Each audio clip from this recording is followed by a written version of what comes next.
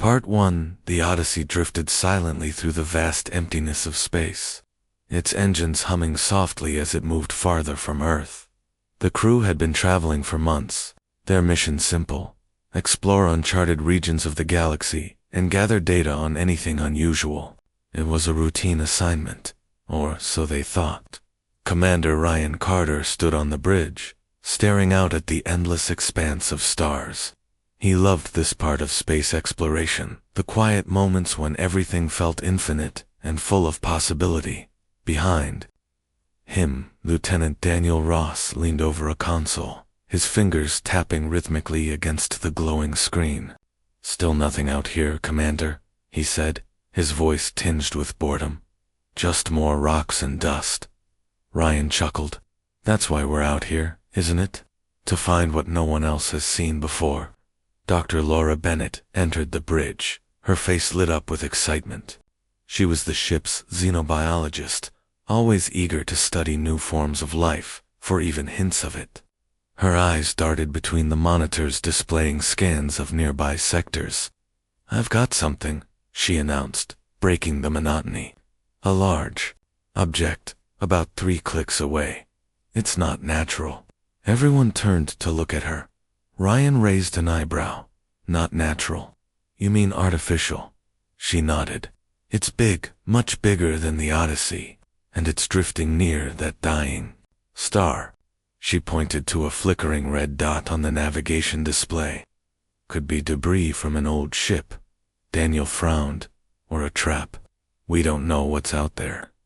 Ryan considered his words, but decided to investigate. "We didn't come all this way to ignore something like this. Prep a shuttle. Dr. Bennett, you're with me. Daniel, stay here and keep an eye on things." Minutes later, Ryan and Laura were suited up and boarding the small shuttlecraft. The journey to the mysterious object took only a short while, but the anticipation made it feel longer. As they approached, the shape of the object became clearer. It was a massive starship, its surface scarred and battered. Long gashes ran across its metallic hull, and parts of it glowed faintly with residual energy. Whatever it was, it wasn't human-made. "This is incredible," Laura whispered, her voice filled with awe. "Look at the design, it's completely alien." Ryan guided the shuttle closer, scanning the exterior for any signs of danger. "No visible weapons or defenses," he muttered. "But that doesn't mean it's safe." They landed on a flat section of the hull and stepped out onto the surface. The airlock was partially open, revealing a dark corridor beyond. Laura hesitated for a moment, then activated her helmet light. "Let's go inside," she said, carefully. The interior of the ship was unlike anything they had ever seen. Strange symbols covered the walls, glowing faintly in hues of blue and green.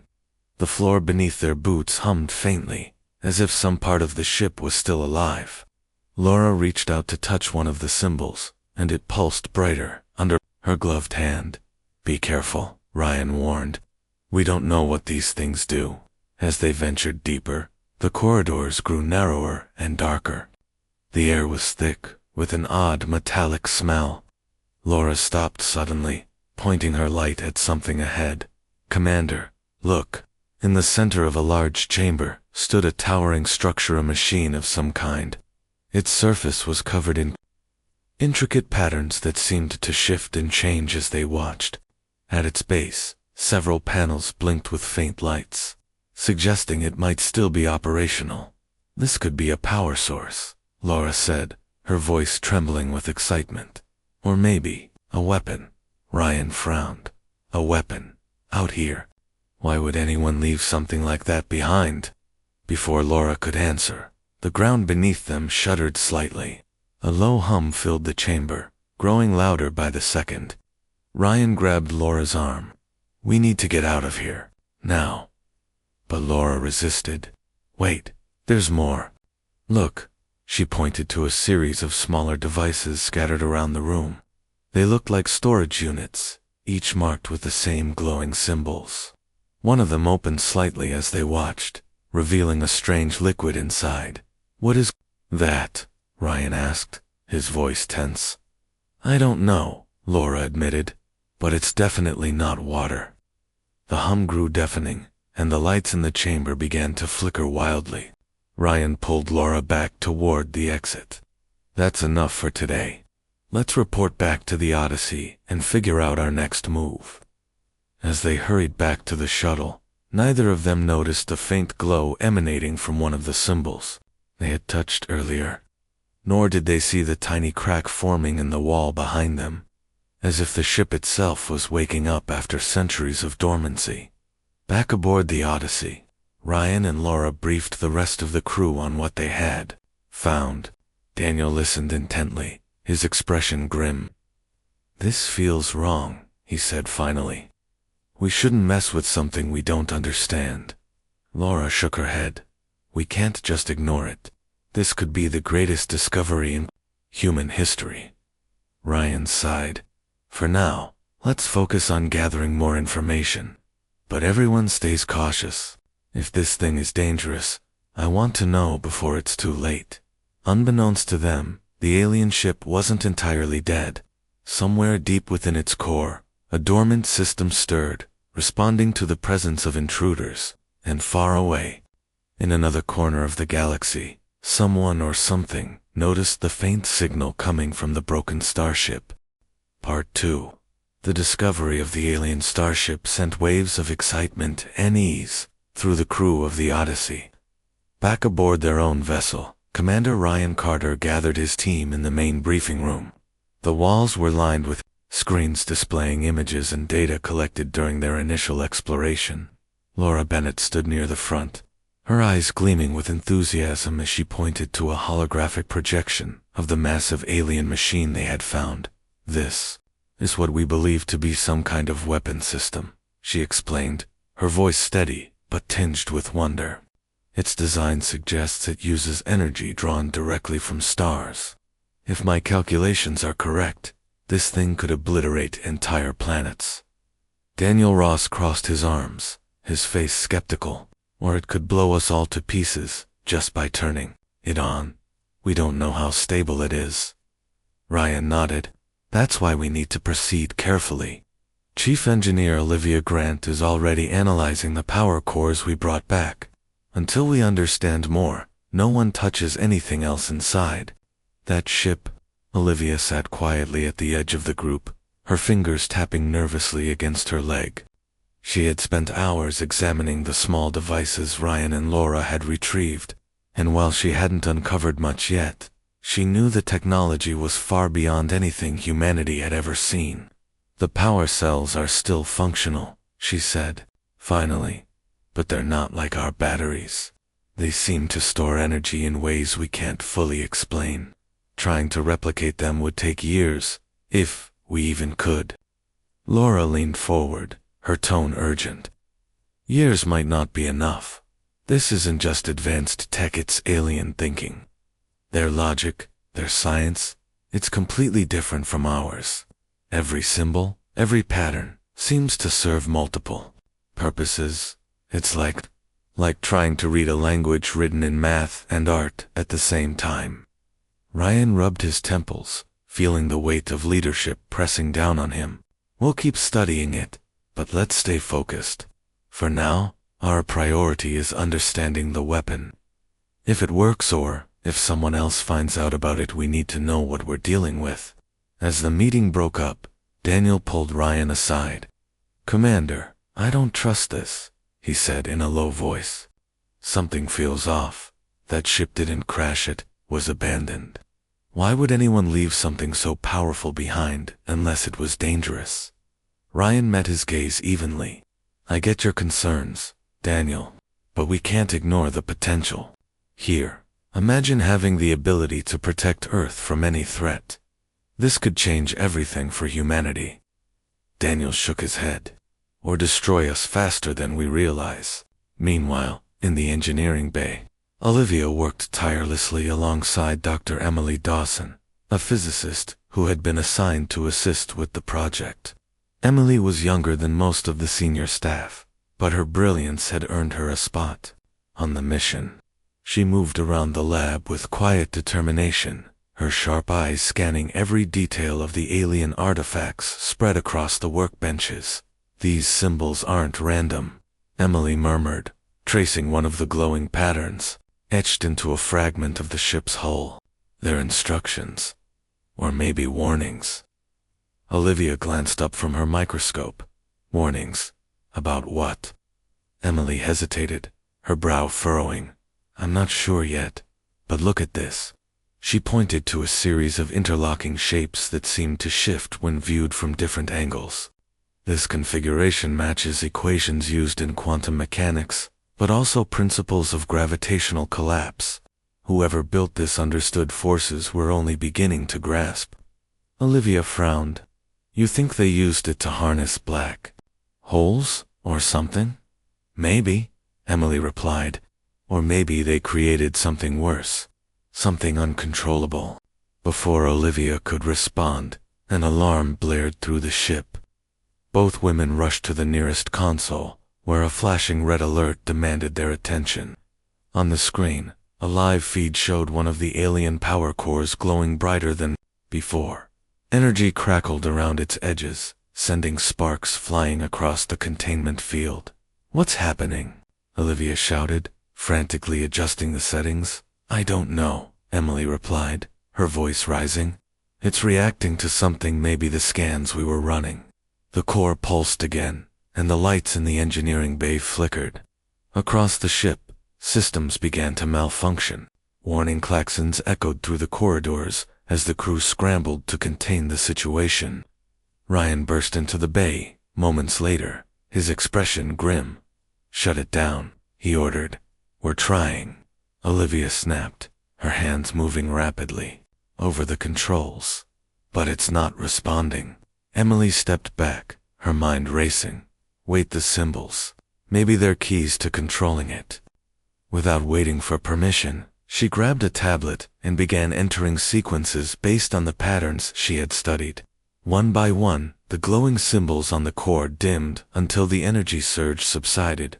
The room fell silent except for the hum of the ship's recovering systems. Ryan exhaled sharply. "Good work, Doctor. Now tell me, do you have any idea what just happened?" Emily shook her head. "Not exactly, but I think we triggered something, maybe a self-defense mechanism. Whatever this tech is, it doesn't want to be tampered with lightly." Back on Earth, news of the discovery reached General Matthew Hayes, a stern-faced military officer tasked with overseeing deep space operations. His office was filled with maps of the galaxy and tactical displays showing potential threats. When he received a report from the Odyssey, his eyes narrowed with interest. "A weapon capable of destroying planets," he repeated, leaning forward in his chair. "And you say it's operational?" "Yes, sir," came the voice of a subordinate over the secure line. "But unstable. The crew believes it requires further study." Hayes tapped his desk thoughtfully. "Study takes time. Time we may not have. Send orders to prioritize the weapon. If it works, we'll bring it home." The subordinate hesitated. "Sir, there's concern among the scientists about the risks involved. They think activating it prematurely could." "I'm aware of the risks," Hayes interrupted sharply, "but consider the alternative. What happens if another species finds this first? Do you really want to gamble with Earth's safety?" The line went silent for a moment. "Understood, sir. Orders will be relayed immediately." As the call ended, Hayes stared out the window at the blue planet below. He knew the implications of what they had found. Power like this could make humanity untouchable. Lord, tear them apart. Either way, the stakes were too high to ignore. Days turned into weeks as the crew of the Odyssey continued their research. Progress was slow, hampered by the complexity of the alien technology. Laura spent hours deciphering the symbols, piecing together fragments of what might have been instructions. Daniel grew increasingly restless, convinced they were playing with fire. Even Ryan, usually calm under pressure, felt the strain of balancing caution with ambition. One evening, Emily approached Laura in the lab. "Have you noticed anything strange about the symbols?" she asked quietly. Laura looked up from her notes. Strange how they repeat, Emily said. Certain patterns show up again and again, almost like echoes. I think they're telling a story, a warning. Laura frowned. A warning about what? Emily hesitated. About themselves. About what happens when you push too far. Neither. Woman spoke for a long moment. Outside the lab, the hum of the Odyssey's engines filled the silence. Somewhere in the distance, the alien ship floated lifelessly. Its secrets, still hidden beneath layers of dust and time. But deep within its core, something stirred. Part 3. The alien starship was towed carefully into orbit around a secret human facility, hidden behind layers of asteroid fields. The massive vessel floated eerily in the darkness, its battered hull glowing faintly under the artificial lights of the station. Back on Earth, military officials and scientists debated what to do next. General Matthew Hayes had made his position clear.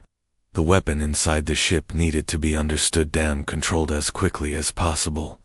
But for the crew of the Odyssey, the weight of that responsibility felt heavier with each passing day. Dr. Emily Dawson stood in the heart of the research lab aboard the orbital station, her eyes scanning rows of monitors displaying streams of data.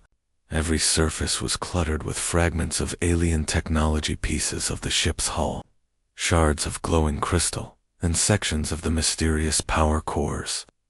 Chief Engineer Olivia Grant worked beside her, her hands steady as she adjusted delicate instruments designed to analyze the alien materials. The air hummed with tension, a mix of excitement and unease. This is insane, Olivia muttered, shaking her head as she studied a readout. We're trying to reverse engineer something built by beings who probably don't even think like us. What if we miss something important? What if we trigger another meltdown? Emily glanced at her, her expression calm but resolute. Then, we'll deal with it.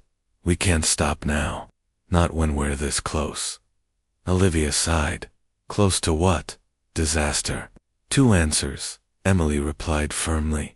Every piece of this puzzle gets us closer to understanding how it works and how to control it. Laura Bennett entered the lab, carrying a tablet filled with notes on the alien symbols. Her face was pale, dark circles forming under her eyes from lack of sleep. She had spent days poring over the patterns, searching for meaning. I think I've found something, she said, setting the tablet down on a nearby desk. These symbols, they're not just instructions, they're warnings. Emily frowned. Warnings about what? About the weapon itself, Laura explained. Or maybe about using it too much. Some of these patterns repeat phrases that translate roughly to doom or end. It's like they knew the risks and tried to warn others. Olivia crossed her arms. Great. So we're messing with something even the aliens thought was dangerous. Ryan Carter appeared in the doorway, his tall frame silhouetted against the light from the corridor. His presence brought a brief silence to the room. How's it going? He asked, stepping inside. We're making progress, Emily said, though her tone suggested otherwise. But there are complications. Ryan nodded. He had expected as much. Complications are part of the job. Just keep me updated. And remember safety first. As he turned to leave, Daniel Ross entered, his expression grim. Commander, we need to talk. Ryan raised an eyebrow. What is it? Daniel hesitated, glancing at the others before lowering his voice. I've been reviewing the logs from our first visit to the ship. There's something strange about those symbols you touched, the ones that lit up. I think they might have activated something inside the core. Ryan's jaw tightened. Activated what? I'm not sure yet, Daniel admitted. But whatever it is, it's still running. I've detected faint energy spikes coming from the ship's interior. It's like it's alive. Later that evening, Ryan gathered the senior staff in the briefing room. The mood was tense, the air thick with unspoken fears. Daniel presented his findings, pointing to graphs showing irregular energy readings from the alien ship. It's not just sitting there anymore, he said. Something's happening inside it. Something we didn't account for. Laura shifted uncomfortably in her seat. Do you think it's responding to us? To our experiments?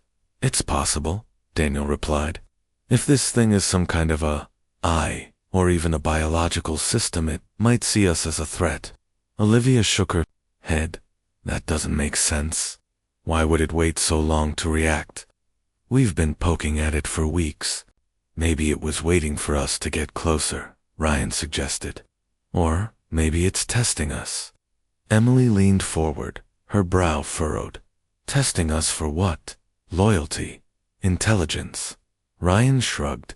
I don't know, but we need to figure it out before it decides we're not worth keeping around. Back in the lab, Emily worked late into the night, her focus unwavering. She had isolated one of the glowing symbols and was attempting to map its structure in 3 dimensions. As she manipulated the holographic projection, she noticed something unusual, a series of interlocking shapes that formed a spiral pattern. It reminded her of DNA, but on a cosmic scale. This can't be random, she whispered to herself, her fingers tracing the lines. There's purpose here. Suddenly, the symbol pulsed brighter, startling her. The lights in the lab flickered, and a low hum filled the air. Emily froze, her heart racing. Slowly, she reached for the emergency shutdown button, but before she could press it, the hum stopped. The symbol dimmed, returning to its previous state. What was that? Olivia asked, appearing in the doorway. She had heard the noise, and rushed over to investigate. I don't know, Emily admitted, her voice shaky. But I think I triggered something. Maybe a failsafe or a defense mechanism. Olivia frowned. You should tell Commander Carter. Emily nodded reluctantly. I will, but first, I want to run more tests. If this is a defense system, we need to understand how it works. Meanwhile, General Hayes received another update from the orbital station. His patience was wearing thin. Progress is too slow, he snapped at the officer reporting to him. We need results, not theories. Sir, the team is doing everything they can, the officer replied cautiously. But the technology is incredibly complex. Rushing could lead to I don't care about risks, Hayes interrupted sharply. Earth's survival depends on controlling this weapon. If the aliens left it behind, it's because they couldn't. Handelator didn't deserve it. Humanity won't make the same mistake. The officer hesitated. Understood, sir. I'll relay your orders. As the call ended, Hayes stared at the tactical display in front of him. He imagined the weapon, unleashed, its power obliterating any threat to Earth. For the first time in years, he allowed himself a small smile. Power like this would ensure humanity's dominance for better or worse. Days passed, and the team continued their work, inching closer to unlocking the secrets of the alien weapon. Emily managed to stabilize one of the power cores, allowing them to test its output without triggering another surge. Laura translated more symbols, piecing together fragments of what seemed to be a user manual or, perhaps, a cautionary tale. Daniel monitored the ship's interior, noting subtle changes in its behavior, and Ryan kept everyone grounded, reminding them of their mission while quietly wrestling with doubts of his own. One evening, as the crew prepared for another round of experiments, Ryan found himself standing alone in the observation deck, staring at the alien ship through the window. Its silhouette loomed large against the backdrop of stars, silent and foreboding. He couldn't shake the feeling that they were being watched, that the ship was biding its time, waiting for the right moment to act. What are you hiding? He murmured to himself, his breath fogging the glass. Behind him, Laura approached silently, still thinking about the warnings. She asked softly. Ryan turned to face her. Yeah, part of me wonders if we're making a huge mistake. Laura nodded. Me too, but what choice do we have? If we don't figure this out, someone else will. Ryan sighed. Let's hope we're ready for whatever happens next. Unbeknownst to them, deep within the alien ship, The core stirred once more. Faint pulses of energy radiated outward, rippling through the void. Somewhere, far beyond the reach of human sensors, a signal echoed across the galaxy, a beacon, calling out to forces unknown. Part 4. The day of the first test firing arrived, and the tension aboard the orbital station was palpable. The crew had spent weeks preparing for this moment, but no amount of planning could quiet their nerves. Commander Ryan Carter stood on the observation deck, staring at the alien ship through the reinforced glass. Its massive form floated silently in the void, its battered hull glowing faintly under the artificial lights.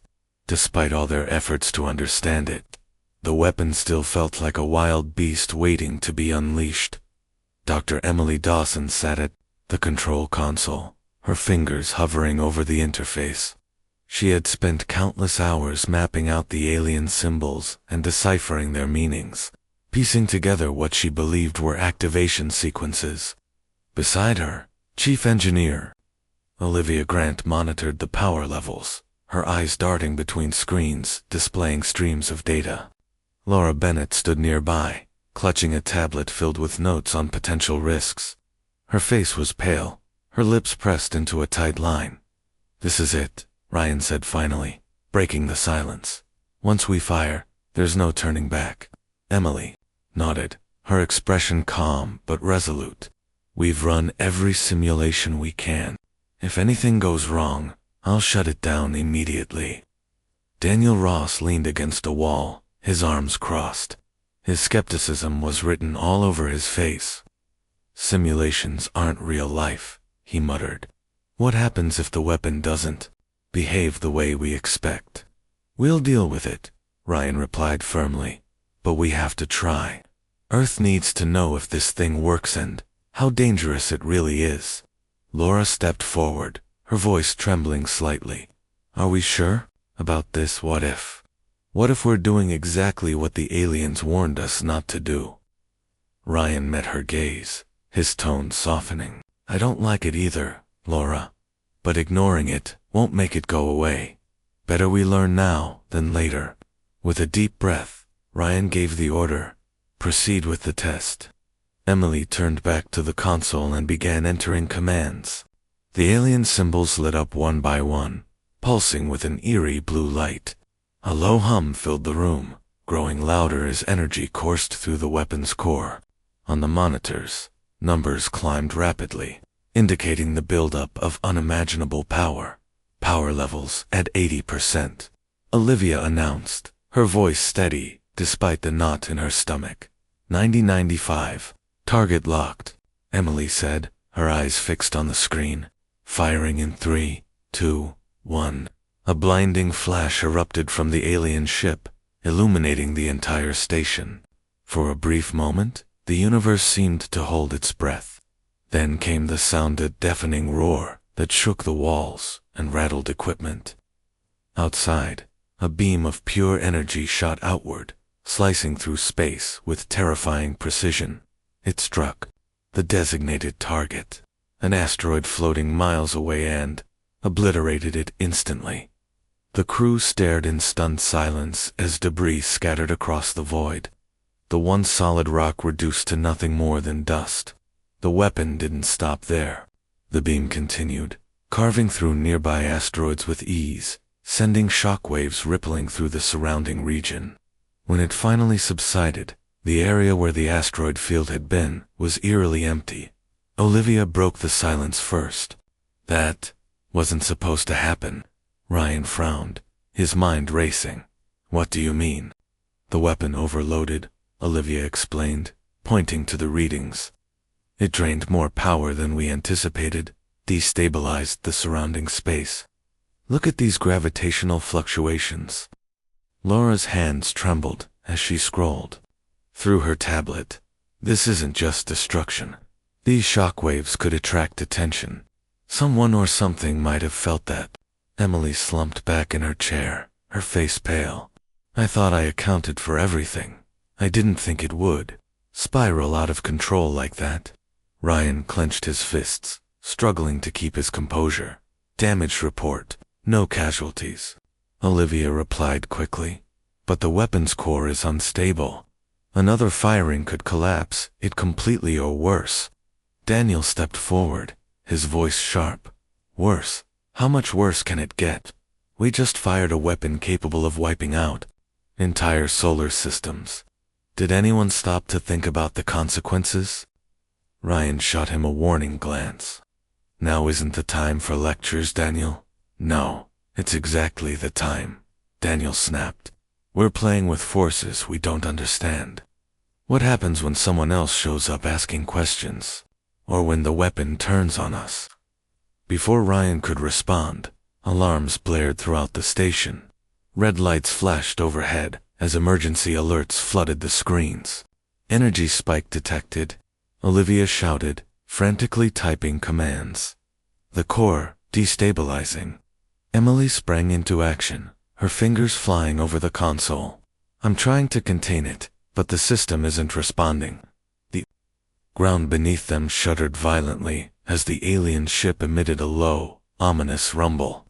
Through the observation window, they watched as cracks formed along its hull, glowing with intense heat. Sparks flew from consoles in the lab, forcing the crew to take cover. Evacuate the station, Ryan ordered, his voice cutting through the chaos. Everyone, move now. The team scrambled toward the exits, their hearts pounding. Behind them, the alien ship groaned as if alive, its core threatening to explode. Just as they reached the safety of the evacuation pods, a massive surge of energy erupted from the vessel, engulfing the station in a blinding flash.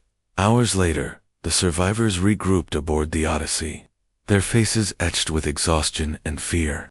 The orbital station was gone, reduced to fragments drifting in space. Miraculously, everyone had made it out alive, but the cost was staggering. Ryan stood on the bridge, staring at the wreckage through the viewport. Guilt weighed heavily on his shoulders. What have we done? Laura whispered, her voice barely audible. We learned our limits, Ryan replied, though his tone lacked conviction. And we'll learn from this. No more reckless tests. From now on, we proceed with caution. Emily sat quietly in the corner, her head in her hands. She replayed the events in her mind, searching for where she had gone wrong. Had she missed a critical detail, misinterpreted a symbol? The weight of responsibility crushed her. Daniel approached Ryan, his expression grim. You see it now, don't you? This thing, it's too dangerous. We should dismantle it before it destroys us. Ryan sighed. Maybe you're right, but dismantling it won't erase what we've already done. That blast, it sent a message. Someone out there knows we're here. As the crew debated their next move, far beyond the edges of human exploration, the signal from the weapon traveled silently through the galaxy. It pulsed like a heartbeat, carrying echoes of destruction and defiance. In the darkness, unseen eyes opened, drawn to the disturbance. Somewhere, a fleet stirred, its course set for Earth, back aboard the Odyssey. Ryan couldn't shake the feeling that they had awakened something ancient and hungry. Part 5. Weeks passed after the disastrous test firing, and the crew of the Odyssey struggled to pick up the pieces. The loss of the orbital station weighed heavily on everyone, a constant reminder of how close they had come to disaster. The alien weapon still loomed large in their minds, its destructive power both awe-inspiring and terrifying. Commander Ryan Carter spent most of his time pacing the bridge, staring out at the stars as if searching for answers or absolution. Dr. Laura Bennett poured herself into studying the data they had salvaged from the station before it was destroyed. Her tablet was filled with fragments of information, readings from the weapons core, translations of alien symbols, and simulations of the shockwaves that had rippled through space. Each discovery only deepened her unease. These patterns, she muttered to herself one evening, tracing glowing lines on her screen, they're not random. They're warnings clear as day. Chief Engineer Olivia Grant worked tirelessly alongside her, piecing together what remained of the alien ship's systems. Though much of the vessel had been damaged during the explosion, Some components were surprisingly intact. "It's like the ship is trying to protect itself," Olivia said at one point, shaking her head. "Every time we try to access certain areas, something shuts us out or worse, tries to push back." Emily Dawson avoided the others as much as possible, retreating to a quiet corner of the ship where she could think without interruption. She replayed the moment of the test firing over and over in her mind, haunted by the choices she had made. "I should have seen it coming," she whispered to herself late at night. "The signs were there, I just didn't listen." Lieutenant Daniel Ross watched them all closely, his skepticism growing with each passing day. He had warned them about the dangers of tampering with the weapon, but no one had listened, not until it was almost too late. Now, he felt vindicated, but also powerless. "We need to dismantle this thing," he told Ryan during one of their rare private conversations, "before it dismantles us." Ryan sighed, rubbing his temples. "Dismantling it isn't simple, Daniel. Even if we wanted to, we don't fully understand how it works yet. And General Hayes won't let us walk away, not after what we've already achieved." Daniel frowned. "Achieved? Is that what you call nearly getting us all killed?" "It's what Earth calls progress," Ryan replied bitterly. "But I hear you. Trust me, I do. I'm just not sure we have a choice anymore." Meanwhile, strange signals began emanating from sectors of space previously unexplored. At first, the crew dismissed them as background noise or interference from the weapon's earlier blast. But when Dr. Laura Bennett ran a deeper analysis, she found something unusual. Buried within the static were fragments of communication, alien voices speaking in tones and frequencies unlike anything humanity had ever encountered. "I think they're talking about us," Laura said one morning, calling the senior staff to the lab. On the central monitor, she displayed a series of waveforms representing the intercepted transmissions. "Some of these patterns match the symbols we've been studying. It's like they're warning others about the weapon." Olivia leaned closer, squinting at the screen. "Warning who? And why now?" Laura hesitated, her voice trembling slightly. "Because we used it. Someone out there knows what happened, and they're not happy." Ryan crossed his arms, his expression grim. "Do we know where these signals are coming from?" "Not exactly," Laura admitted, "but they're moving fast." Daniel stepped forward, his face pale. "You mean a fleet? Are they heading this way?" "It's possible," Laura replied softly, "but I can't be sure." Emily raised her hand to her mouth, her eyes wide with fear. "What if they blame us for activating the weapon? What if they think we're responsible for whatever damage it caused?" Ryan turned to face her. "Then we'd better figure out how to explain ourselves, and fast." Back on Earth, General Matthew Hayes received an urgent update from the Odyssey. His office was dimly lit, the glow of monitors casting sharp shadows across his stern face. As he listened to the report, his jaw tightened. "Signals from unknown sources," he repeated, his voice low and dangerous. "And you believe they're related to the weapon?" "Yes, sir," came the voice of the officer on the other end.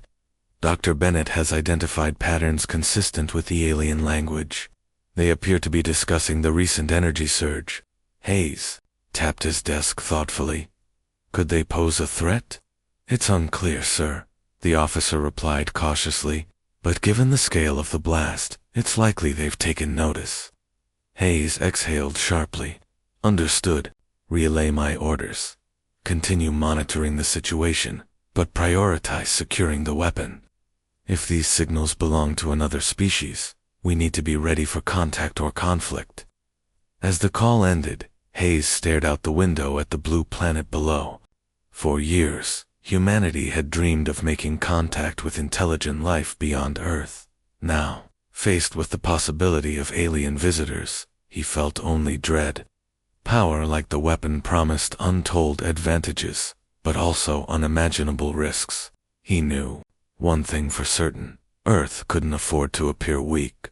Aboard the Odyssey, tensions continued to rise. The crew debated their next move, torn between caution and urgency.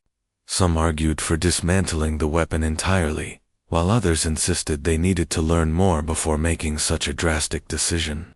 Ryan called another meeting in the briefing room, determined to reach a consensus. "We can't keep going like this," Daniel said forcefully, slamming his fist on the table. "Every second we spend messing with that thing puts us in greater danger. If another species is coming here because of it, we'll be sitting ducks." Laura nodded in agreement. "He's right. These signals, they're not friendly. Whoever sent them knows we have the weapon, and they're not approaching casually." Olivia folded her arms. "Even if we wanted to dismantle it, we don't know how. The ship fights back every time we try to take it apart. It's like it's guarding something." Emily finally spoke, her voice barely above a whisper. "Maybe it is.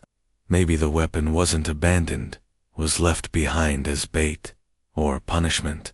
The room fell silent as her words sank in. Ryan broke the tension with a heavy sigh. "Speculation won't help us. We need facts and options. Here's what we'll do. We'll send a probe to intercept the nearest signal source. If it's a fleet, we'll know soon enough. In the meantime, we focus on stabilizing the weapon, not using it, containing it." No one argued.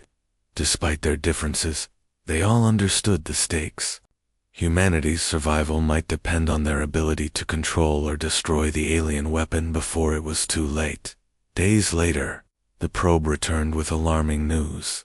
The signals originated from a massive fleet, its ships sleek and menacing, unlike anything recorded in human databases. They were traveling at incredible speeds, their trajectory aimed directly toward Earth. Laura analyzed the footage, her hands trembling as she zoomed in on one of the vessels. "They're advanced," she murmured, "way beyond us." Ryan clenched, his fists, his mind racing. "How long until they reach us?" "At their current speed, weeks," Laura replied. "Maybe less." Daniel shook his head. "We're outgunned, outmatched. If they're hostile, we don't stand a chance." Ryan met his gaze evenly. "Then we make our stand. Whatever happens next, we face it together." Unbeknownst to them, far beyond the edges of human exploration, the alien fleet adjusted its course. Its leaders studied the data streaming in from the probe, analyzing the primitive species that had dared to wield forbidden power. Among them, a single voice rose above the rest, a commanding presence demanding justice for the weapon's misuse. "Earth will answer for this," the voice declared, cold and resolute. And so, the countdown began.